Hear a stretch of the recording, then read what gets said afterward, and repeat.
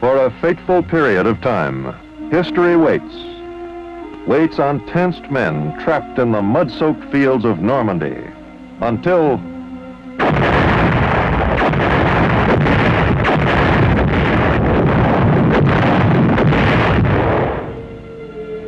they are able to break out of that agony of isolation and move toward their destiny, changing history's course. This is that story. It is the story of United States and British and Canadian troops on the 1st of July 1944 were engaged in battle with German forces on the Channel coast of France.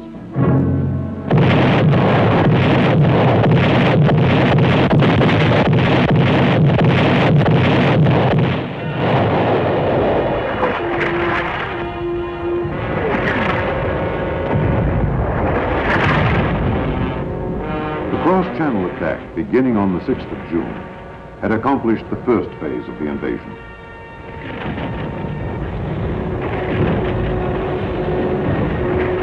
The second phase called for the Allies to expand their foothold. They needed space to maneuver, room to handle the large amounts of men and materiel streaming over from England.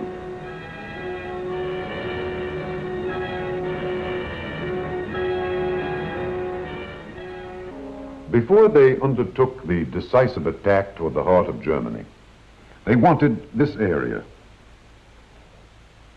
But 3 weeks after the invasion, they had only this tiny beachhead, the British here and the Americans here. The greatest single disappointment of the invasion had been the inability to take Caen, which blocked the approaches to the Seine. But the British troops attempting to capture the city had been thwarted.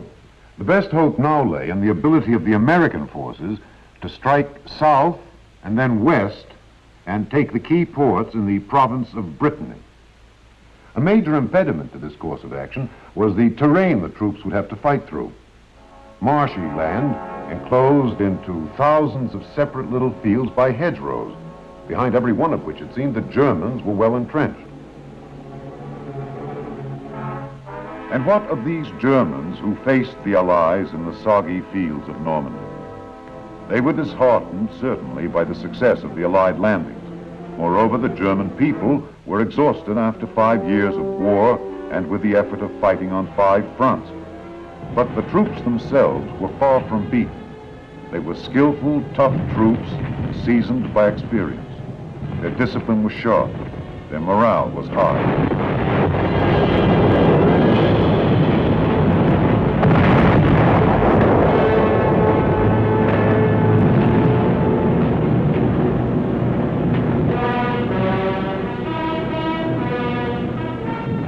The Germans had a new weapon, the deadly B-1, a small pilotless jet aircraft which had begun to fall on England in the middle of June. A supersonic B-2, even more devastating than the B-1, was almost ready for operational use. These weapons gave the Germans hope of redressing their discouraging situation. Adolf Hitler was himself directing the war. Believing that eventually the Germans would be able to launch a large-scale offensive which would drive the Allies from the continent, he planned in the meantime to pin them down in Normandy and prevent them from using their mobile power.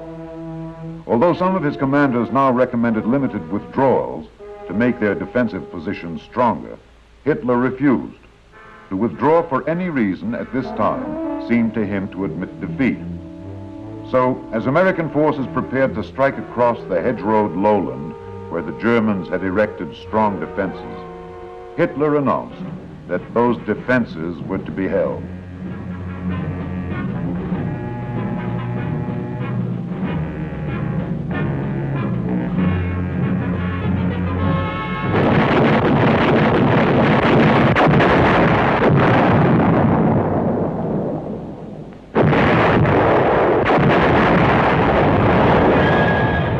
The American attack began in the dawn hours of July 3rd, and it lasted for 17 rain-soaked, agonizing days.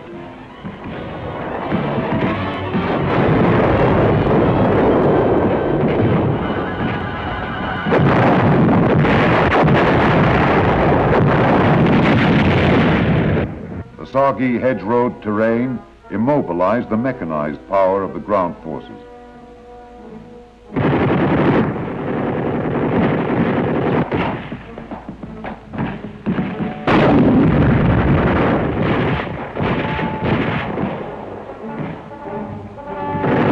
Slow, painful advance was measured in yards, a hedgerow at a time.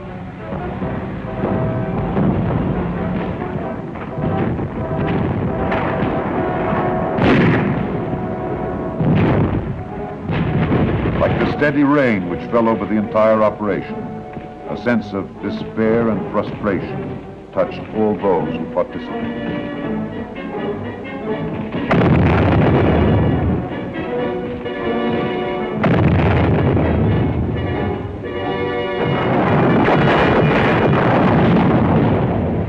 The last action in this offensive was the battle for Saint-Lô.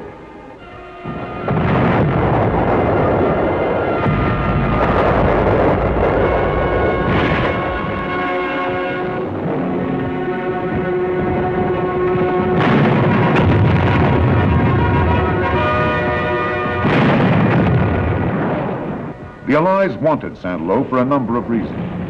Its prestige value, the effect its capture would have on the Germans, and as an access to roads leading south.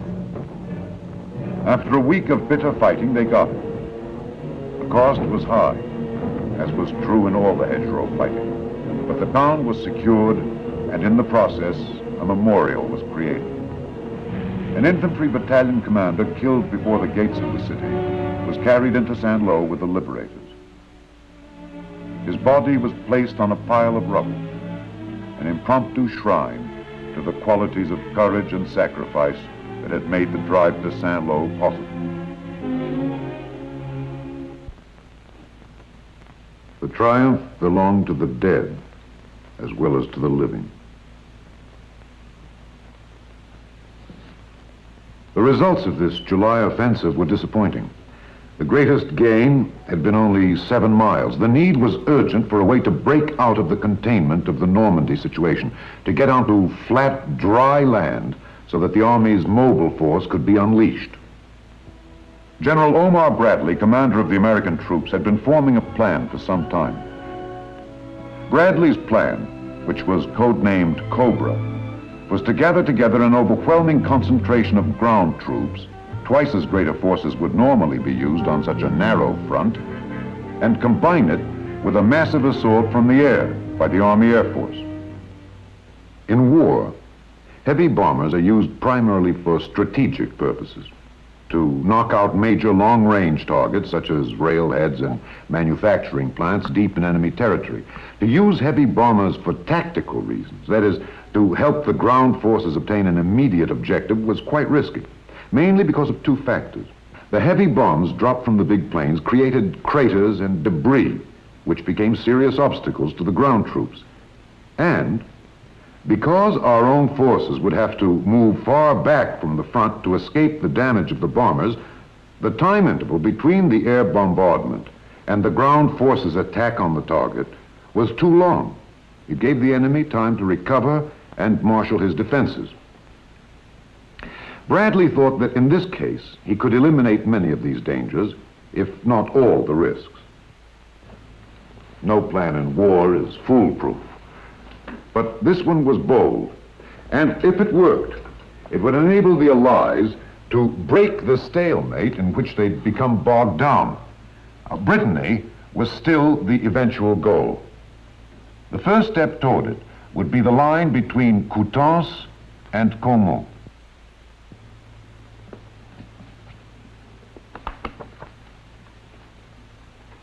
Between the end of the earlier July offensive and the launching of Cobra, there was a lull for about 1 week. For the weary American troops, it was a welcome respite, a time to relax.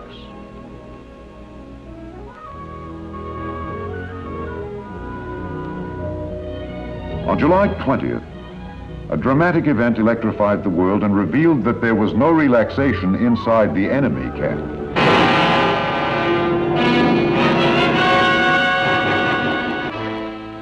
Hitler himself announced that a cabal of high-ranking army officers had tried to assassinate him with a bomb in order to seize political power. The abortive coup had little effect on the military situation. It revealed no widespread discontent with Nazi rule among the armed forces. The combat soldier was too busy simply trying to remain alive. And the information about the German situation which the Allies wanted, as Cobra neared its jump-off date, was of a considerably more immediate nature. Did the enemy have enough reserves available to counter the attack? Was the Luftwaffe capable of intervening? And finally, would the Germans employ the V-1 or V-2 or some other secret weapon? These were the questions that haunted the Allied camp as it waited to unleash Cobra.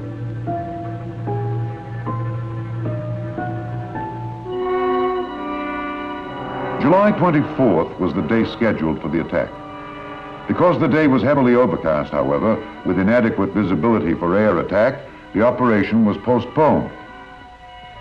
Unfortunately, the postponement order reached the English air bases too late to hold back all the planes scheduled for the attack.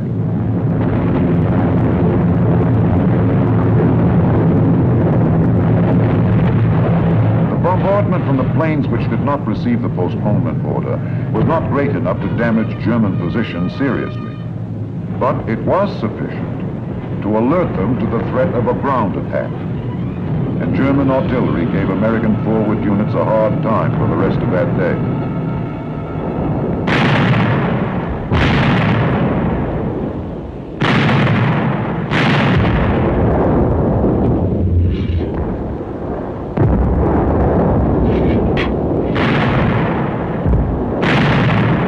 For General Bradley, an immediate and urgent decision had to be made. The prospects were improving for good weather the next day. Should Cobra be launched, even in the face of the possibility that the Americans had now lost the important element of tactical surprise? Or should it be postponed at least for several days, which might then give the Germans a chance to prepare even stronger defenses? Bradley's decision. Cobra would strike again at 11 o'clock the next day.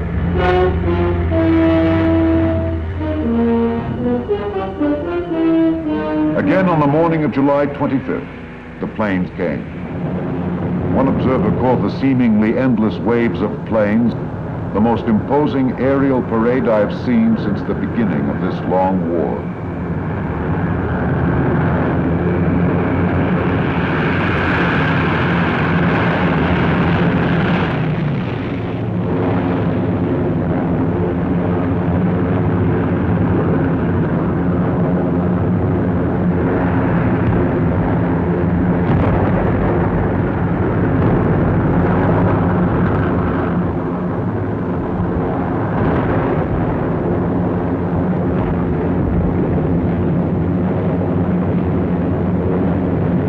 They dropped more than 4,000 tons of destruction.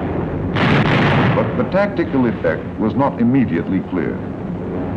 Did the bomber attack destroy the efficiency of the German troops? No one could tell.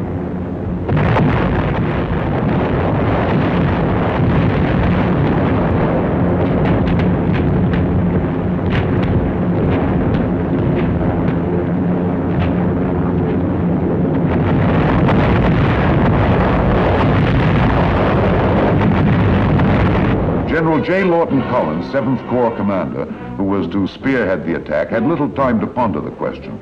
For better or for worse, Cobra was launched. The troops moved out at once.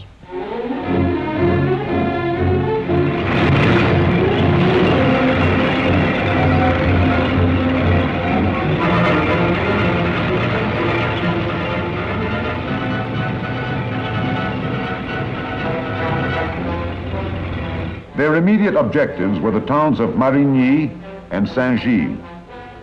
Capture of those towns by the infantry would give the Americans control of the roads leading south, and Collins would then be able to catapult his mobile armored forces forward. It seemed reasonable to assume that if the air bombardment had destroyed the German defenses, the infantry troops would be able to reach and secure their objectives without great difficulty.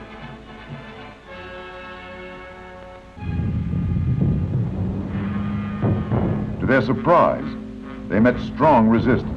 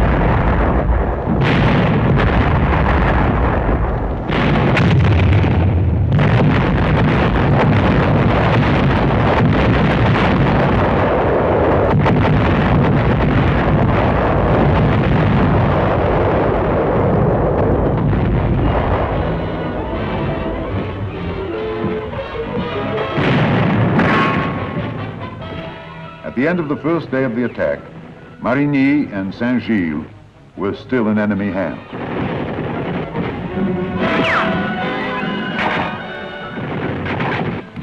Because the entire success of Cobra depended on a 7th Corps breakthrough, Collins decided to gamble. It would prove to be one of the fateful decisions of the campaign. He pondered the possibilities and the risks and decided to put his armor into action.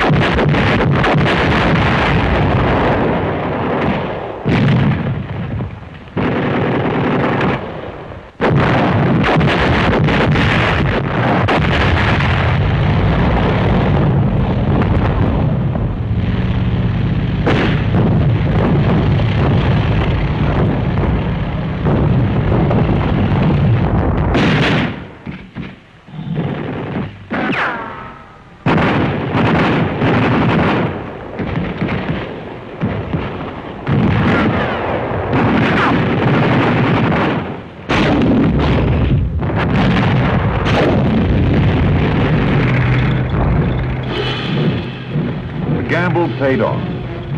In mid-afternoon of the 26th, one armored column, having cracked the enemy's defenses around the town, rolled through Saint-Gilles. There was no longer any doubt. The German line had definitely been penetrated. The 7th Corps had achieved its breakthrough.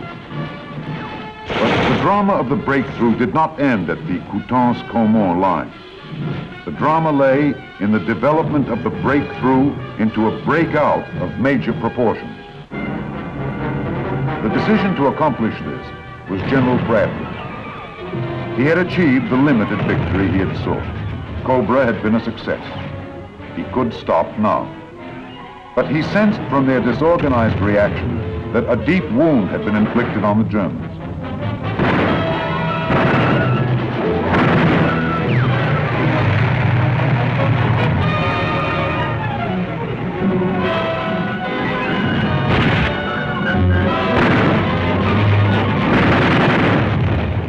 The Americans pressed their attack through rapidly crumbling German defenses. By the end of the month, United States forces stood at the base of the peninsula, at the gates of the province of Brittany. And a nightmarish phase of the battle, the war of stalemate, was over.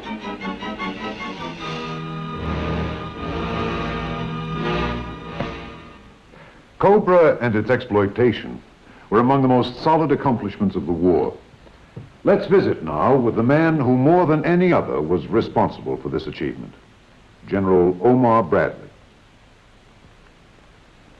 General Bradley, as you look back on Operation Cobra, what seems to you to be the real secret of its success? I think several factors were very important in contributing to our success. First, as always, the aggressiveness and the fighting spirit of the American soldier. Second, the marvelous teamwork displayed by the combat armies and our Air Force, and third, the magnificent alertness of my subordinate commanders and their ability to take advantage of the breaks, in particular General Collins' bold move. This book must be like traveling down an old and familiar path to you, General Bradley. Well, it is, yes. But it's more like traveling down a road in the daylight that at the time you had to take it was in the dark. It's generally familiar, but it's always interesting to see the whole picture, part of which was hidden before. You think the book throws light, then, on this period of history? Most effectively. It does an excellent job, I think, of cutting through the dust which that campaign kicked up and letting the reader see what happened and how it happened and why. Well, one of these days, when the Army historians get through with their project, they'll have the what and how and why of the entire war caught between these binders. It's about as ambitious a task as any group of historians has ever undertaken, I suppose, and quite a valuable one. A much better job than has ever been done on any other war. You mean valuable in the sense that we learn from the past? That most of all, of course. Despite the fact that the weapons of war are changing, the principles of war remain the same. Officers studying these volumes can learn much about command, tactics, strategy, the tyranny of logistics, the problems of terrain, the importance of reconnaissance.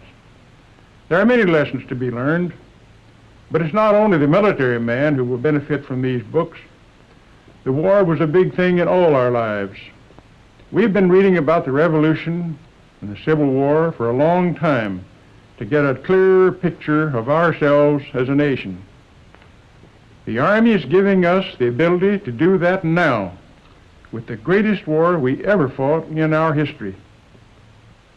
Thank you very much, General Bradley.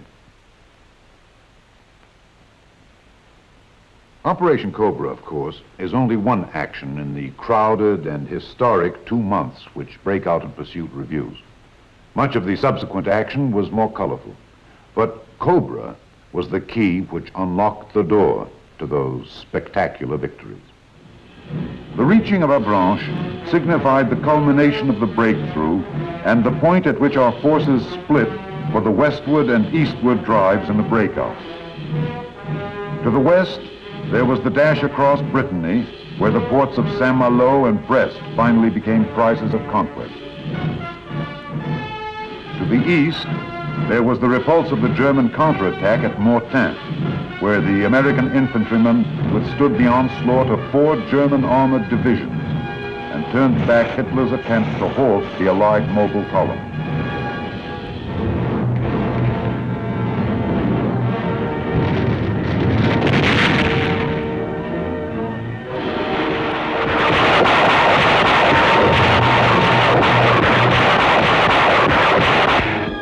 The Allies closed at Argenton and Falaise, where they virtually destroyed 2 German field armies.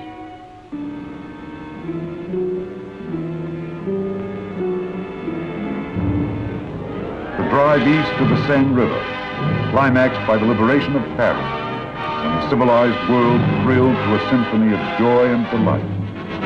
The flowers, the kisses, the songs, and the wine.